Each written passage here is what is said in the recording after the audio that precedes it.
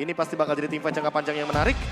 Apalagi dipadukan dengan Terizla sebagai jangkar dari dewanya itu sendiri. Betul, karena kalau posisi dari Sako yang akan memainkan Rafaela, berarti semua inisiasinya akan datang dari Terizla, Dixon. Dan gimana caranya pemain-pemain dari Geek ini Dia harus nanya, siap. apa yang lo pede ambil aja. Dia lebih pede Eve, ya kan? Eve ketimbang Valentina. Tadi coach yang ngomong apa yang lo pede ambil aja. Iya, itu dia. Sebuah kepercayaan juga lagi dan lagi. Kata kunci percaya ini selalu menghadirkan kita kepada sebuah pertanyaan. Apakah mereka akan menjalankan hal tersebut dan draft indexnya lihat dengan Gua crowd suka banget control sih. yang 5149, durability yang tidak begitu berbeda dengan offensive yang sama. Oke. Ini dia game 50-50. Game Index luar biasa. Terima kasih banyak untuk para kru MPL di belakang sana. Dan tentunya kita bakal melihat untuk game yang ketiga kali ini. Wah, dengan adanya Faramis di tangan Aboy, tentunya akan menjadi jaminan teamfight cukup jangka panjang ya untuk Geek Farm sendiri. Iya. Sementara Dewa lebih lagi-lagi membawakan hero nyaman mereka, hero comfort mereka. Tapi apakah itu cukup untuk membawa mereka bisa mengamankan game ketiga?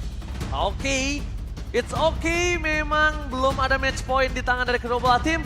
Tapi sekarang kita bakal melihat pembuktian dengan jati diri masing-masing. Langsung menuju ke line up dan dengan tepuk tangan dari FPL Playoff. Let's go. Game ketiga yang dimana sistem kepercayaan malah mulai sudah terlihat dari sisi Dewa United. Dan Geek Farm mereka sempat kehilangan faktor tersebut di game kedua. Oke, early game yang sempat di-lead sama Geek Farm di game yang pertama, seketika hilang untuk berbicara game yang kedua. Betul. Sekarang mereka membawakan Ruby dari Geek Farm dan Rafaela dari Dewa United Esports dengan tujuan untuk teamfight yang jauh lebih panjang. Untuk sekarang bahkan lagi dan lagi kita melihat dua hal yang sama, XP dan mid laner yang melakukan sebuah clear wave yang begitu cepat, tapi lagi dan lagi ada Wilderness Blessing dari Case yang akan membuat rotasi untuk di area river dan jungle-nya yang jauh lebih bebas. Ya, sementara Baloy yang sempat bermain cukup agresif bakal coba ditahan terlebih dahulu dan Luke bermain dengan sangat amat menyeramkan, menahan pemain-pemain dari Dewa yang mencoba untuk mendapatkan kontes ke arah Little Wanderer. Oke, sebuah early game yang cukup agresif.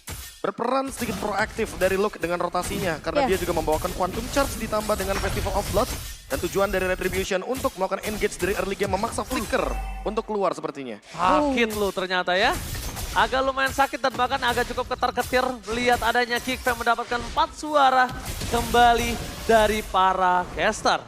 Ya, dan 2 suara untuk Dewa United.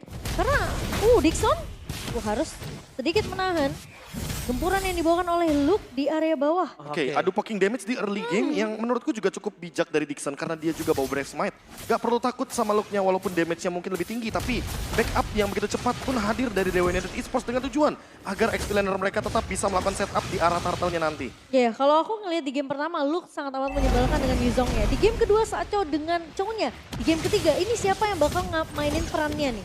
Mainin peran antagonisnya. Tapi antagonis yang diberikan oleh Geek Farm ternyata dia lebih agresif karena dia tahu dia dengan power Nile-nya seperti biasa dia akan memberikan sedikit pressure. Di balik itu semua Pawlowski udah punya sisi yang bakal memberikan hentian pergerakan terhadap seluruh Nile. Teamfight kembali terjadi, Netherlands setelah keluar. Terus ke belakang dan Retribution from Nile berhasil mendapatkan salto. Di balik itu semua mereka masih memaksa teamfight untuk didapatkan tepakat. Memporak-porandakan Dewa United. Mereka kehilangan 2 playernya. Di depan sana Dixon bakal terzoning out dari laningnya sendiri. Zoning out laning, purple-nya dimakan. Snowball dipegang Geek Farm dengan 1600 gold difference dan Aboy masih coba untuk bertahan tapi Luke gagal menyelamatkan sosok dari Aboy. Tapi dibalik itu semua Luke perkasa sekali, bahkan dia hampir bisa mendapatkan haste dengan 2 poin kill plus Dixon. Wah, kalau kita ngelihat tadi di area turtle team fight-nya itu kelihatan pemain-pemain dari Dewa United mereka nggak punya chance sama sekali untuk bisa melawan the top 5 Turtle Mania di tangan Nile. Ya, apalagi case-nya nggak ready juga dalam teamfight barusan. Belum ada reward manipulation dan Watt baru saja mengaktifkan Purify-nya. Ini akan menjadi informasi sehingga nanti Baloyski ready dengan Flicker. Dan mungkin saja akan ada sebuah inisiasi menuju ke arah gold lane. Tapi balik lagi untuk berbicara early game. Geek Farm seolah ingin karakter early game mereka di game yang pertama muncul kembali di game yang ketiga kali ini. Hanya saja ada sedikit rotasi yang berbeda. Sekarang Geek Farm-nya nih yang play defensif di area gold lane. Ya, karena dia merespons Momochan dan juga Profesor. Dia merespons dengan adanya Watt, tidak ada lagi Purify KM menuju ke arah Nile arah belakang. Masih ada sliding tackle, membuat para pasukan dari Dewa United mereka mencoba untuk mengejar kembali Nile. Terbakar yang mau manipulation, membuat sosok Nile kali ini terperangkap dan dia keluar dari Nether Limb. Dengan langsung dimakan oleh para pasukan Dewa ini menjadi sebuah keuntungan yang sangat maksimal.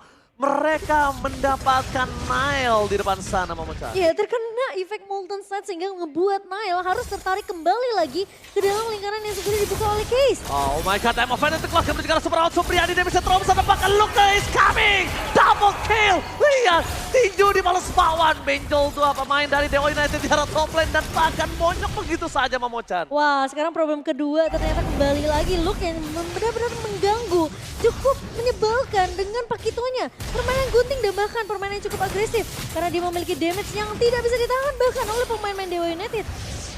Oke, tidak bisa ditahan sama Dewa United, tapi Dixon memang tidak bisa menahan untuk penalti zone. Karena tidak berhasil dan Retribution from Lanaya. Berhasil mendapatkan satu buah turtle di balik itu semua. Holy Baptism is on point. Sako save the day. Berhasil menyelamatkan para pasukan dan bahkan shutdown hampir terjadi. Luka pun tidak bisa dibendung. Akhirnya membuahkan hasil shutdown. Killing spree again and again. Holy Baptism from Sako save the day kali ini. Wah, hampir ya. Sebenarnya posisi dari Dixon pun masih bisa survive hampir banget. Tapi Flicker benar-benar dikorbankan oleh Aboy untuk numbangin satu pemain itu, Be. Ya, kalah rotasi dikit nggak ngaruh. Dixon hadir di setup area turtle dengan tujuan agar bisa memberikan efek traumatik. Terutama untuk pemegang retribution mereka, Nile. Geek Farm yang kali ini kehilangan turtle yang kedua. Tapi harus menukarkan dengan kompensasi yang cukup nyata di area bottom lane. Dengan satu turret yang sepertinya akan cukup berimbang 50-50 untuk bagian top lane juga yang harus dihilangkan. Cak Dera sekarang mencari space. Tinggal gimana caranya Geek Farm bisa melakukan follow up dengan 4-man move mereka, apalagi mereka bawa Faramis. Jadi untuk team fight 4 lawan 4-nya mereka jauh lebih kuat. Sekarang masalahnya Cadere ini akan ngasih pressure di area bawah. Tapi I'm offended-nya kayaknya ini agak cukup berbahaya karena Lanaya yang bakal lebih perkasa. Lihat damage-nya masih bisa dibendung. Oleh Nanda bakal Kadera termakan oleh Case dan juga Lanaya. I'm offended yang ternyata menjadi senjata makan tuan membuat Kadera harus bertunduk lemas tak berdaya di area bottom lane. Dan Case masih menjadi kunci untuk Dewa United. Setidaknya Kadera berhasil untuk ditumbangkan. Oh my god. Walaupun mencoba ditumbangkan, Dixon masih mau lebih di depan sana. Langsung ada Volley Boy dengan Wolti. Sutota. Damage yang sakit diberikan dengan adanya Wolti. Tapi dibalik itu semua Paloiski seorang diri. Kalau dia masuk lebih dalam ini cukup berbahaya dan foto is coming. Itu dia, Flash of the Oasis. Ini adalah sebuah item yang sangat menjengkelkan sekali. Magic damage-nya tinggi, harganya murah, efeknya luar biasa. Dapatkan di depan sana, langsung ada shutdown pun terjadi. Mencegah Case, all in. Tidak dikasih nafas sama sekali, bahkan Flicker sekalipun tidak bisa dia pencet. Ketika adanya kekurangan dari segi member yang memiliki dari Dewa United, Case mereka tidak bisa melakukan compete terhadap take over turtle yang dipegang Nile harusnya. Jadi, no perfect turtle, tapi tetap Geek Farm mengungguli dari dua turtle yang mereka sanggupi, Momochan. Ya, kayaknya Dewa harus udah mulai relax deh, harus udah mulai sabar, mainnya jangan terlalu terburu-buru. Karena banyak banget pergerakan yang tidak dibutuhkan. Sepertinya Dixon tadi dengan adanya satu buah penalty zone di area mid. Ya, apalagi untuk Flicker ya, penggunaan Flicker benar-benar harus diperhatikan. Karena beberapa kali kita melihat Flicker atau bahkan Purify yang secara paksa dilakukan oleh teman-teman dari Dewa United Esports. Ketika mereka memang dalam keadaan terancam, terutama Geek Farm yang lagi-lagi rotasinya menuju ke arah Cak Dera. Cak Dera dijadikan umpan, walaupun tidak ada hero healer, tapi mereka tahu Cak Dera ini kan build-nya menuju ke arah Huskclaw. Sehingga basic attack akan menyelamatkan nyawa dari Cak Dera itu sendiri. Bahaya. Dewa United Esports gimana caranya untuk mengembalikan keadaan? Blade Armor. Wow, halo kakak. Aduh, salah fokus kan. Oke, kita langsung menuju ke dalam in-game lagi nampaknya. Di mana Dewa United melakukan rotasi ke arah bottom lane untuk mendapatkan confirm dan terdeteksi Case di sana. MOP dan dikeluarkan, terpakan. Flicker masih bisa didapatkan. Heavy crossbow standing dan terbang. Mendapatkan satu poin kill dari Kadera. Nile bersama dengan Super Awat Supriyadi. Dan DC mid-nya gagal dapetin Super Awat. Still survive in the bottom lane. Lane membalaskan keadaan. Para pasukan dari Geek Farm, mereka memukul mundur pertukaran 1-1. Tapi dibalik itu semua Momochan out of nowhere. Luke memanfaatkan power laning push di arah top lane. Iya, ketika dari kedua belah tim mereka terlalu sibuk untuk melakukan teamfight di area bawah, targeting ke arah Watt. Di sini Geek Farm mereka lebih berfokus gimana split push yang dilakukan sama Luke berjalan dengan sangat amat sempurna. Dan bahkan Dewa United terdistract akan teamfight kecil tersebut di area bawah. Oh, halo. Wah, welcome to ABL Arena. Tapi lihat di depan sana para pasukan dari Dewa United, mereka masih melakukan defensif. Cuma sekarang mereka memang memegang laning. Dari segi push, dua lane yang berbeda itu baru mereka sedikit ketar-ketir. Ya, dua turtle dan juga dua turret yang sudah diamankan begitu saja. Tapi lagi dan lagi Luke akan menjalankan perannya sebagai pemegang lane jauh yang ketika nantinya kita sudah mulai berbicara sedikit untuk Dewa, ini mungkin agak sedikit harus memperhatikan bagaimana laning jauhnya juga karena mereka membawa Rafaela jadi hero team fight over hero split push. Oke, Lanaya masuk terlalu dalam, malah di depan sana dan bahkan penalty zone. Menzonikan Katera, masih bertahan dengan Netherlands, mereka berkumpul menjadi satu. Nihil is coming up, reward manipulationnya gagal untuk mengandangi Geek Farm. Mereka akan mencoba memasang teamfight kembali karena Luke is coming, happy birthday surprise attack. Sako menuju ke arah belakang, Decimate belum ditahan. Para pasukan dari Dewa United berhasil mendapatkan satu point kill Luke. Lihat, tinju dibalas bakwan kali ini. Wow, Luke yang berhasil untuk mendapatkan momentum menculik satu pemain. Dan di mana Sako yang sempat bertahan hidup dengan adanya Holy Healing dan juga Holy Baptism ternyata tidak cukup untuk menahan damage yang dimiliki oleh seorang Luke 5-1-3. Membuat Luke tentunya tidak mudah untuk ditumbangkan. Dan itu adalah Festival of Blood. Itu dia, dan gak hanya itu Be, ingat di sisi lain Geek Farm mereka masih punya Aboy. Iya, tapi balik lagi. Permainan apa? Permainan kiting yang manis banget. Itu Satu-satu dibuka. Holy Baptism, Inferno. Lalu ada penalty zone yang langsung straightforward menuju ke arah Cadera. Dan yang terakhir, real world manipulation. Ketika tidak ada target di dalam kotak dari real world manipulation, ya udah mau nggak mau Dewa harus tutup real world manipulationnya. Tapi di belakang sana, Luke memotong hal tersebut. Dan lagi-lagi dengan item yang sudah benar-benar ready. Terutama untuk dari Nile-nya sendiri, dia ready banget untuk menahan semua damage per second, terutama dari Glowing One. Karena udah punya Radiant Armor. Dan untuk sekarang lihat item dari Aboy, dia juga ingin membantu Baloyski untuk memberikan efek dari life drain. Tapi lihat surprise kembali terjadi, hampir ada guntingan tapi itu hanya ada efek kejut Profesor KB.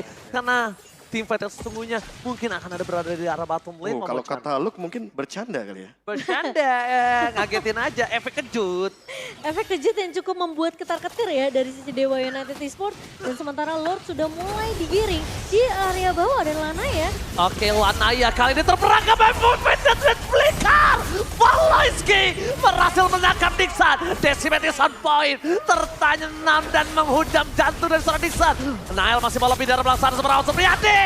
Double kill Decimate-nya. Membuat para pasukan dari Dewa mereka kehilangan dari segi backline. Luka mencoba untuk memberikan sedikit pressure. Tapi Nile di depan sana berhasil keluar dari best Dewa United. Lihat Geek Farm satu persatu. Body block yang terjadi. Agro turretnya membuat dua pemain Geek Farm berhasil selamat. Itu smooth banget loh. Aboy yang pegangin semua damage startnya. Karena walaupun dia tumbang nanti, ya paling-paling cuma 5 detik, 3 detik aja dia balik lagi. Agro Dengan turretnya. pasifnya. Dan itu dia. Sebuah agro turret yang begitu manis. Komunikasi yang begitu berjalan selaras, Cimomo. Wow, dan bahkan tidak ada yang tumbang dari pemain Geek Farm. Terlihat kepercayaan yang kita nantikan di game kedua sekarang sudah kembali lagi di game ketiga. Dan Dewa United mereka yang udah mulai kewalahan. Gimana caranya? Space created ke arah Watt ini nggak terjadi. 4.000 gold, ini dia Itu bonusnya Cimomo. 4.000 gold yang sekarang sudah di leading lagi dari 3.000 sampai dengan 7.000. Membuat Geek Farm seharusnya bisa melakukan zoning out, terutama membuat efek sedikit traumatik nggak sih untuk Dewa United Esports ketika mereka berhadapan dengan Baloyski? Iya, masalahnya ini adalah Dixon harusnya dia inisiator. Tapi dia yang ditarik. Nah, Dan dia itu mau dia. flicker kemana? Dia nggak bisa menggunakan penalty zone untuk mundur karena nggak bakal ada efek apapun di Dia sana. jadi mubazir dan para pasukan dari Geek kalau udah ada penalty zone yang keluar, dia malah lebih pede dan percaya diri untuk team fight Momochan. Ya, masalahnya ketika dia ditarik dan satu buah Emerald Bandit, ini kelihatan Dixon mau nggak mau harus ngebuka penalty zone-nya untuk menahan pemain lini belakang dari Gifam biar setidaknya awatnya tidak tersentuh. Dan Tapi sekarang ini dia Sako yang harus lagi dan lagi seperti di game yang pertama berperan sebagai cover. Bukan sebagai inisiator Cimomo, karena dari tadi kita melihat Holy Baptism bukan untuk menghalau Luke ketika masuk. itu sebenarnya jadi alasan kenapa di game ketiga ini aku lebih seneng Sako ini bawa udah hero pick off aja. Hero pick off, hero yang bisa ngezoning. Karena kalau ngebawa hero seperti ini dari Rafaela yang harus nge-cover ke arah damage dealer-nya, Ya berarti dia harus shifting gameplaynya yang dia ubah. itu dia. Dan apakah Flash of the Oasis akan menyelamatkan nyawa dari Watt untuk kedua kalinya? Karena tadi yang pertama kita anggap itu sempat dengan momentum yang tepat. Betul. Apakah setelah Lord ini kita akan lihat efek penyelamatan itu terjadi kembali? Oke, walaupun terjadi kembali, kali ini Watt udah punya antisipasi dengan ada Wind of Nature yang sudah jadi baru saja terjadi. Ada invasi di arah top lane.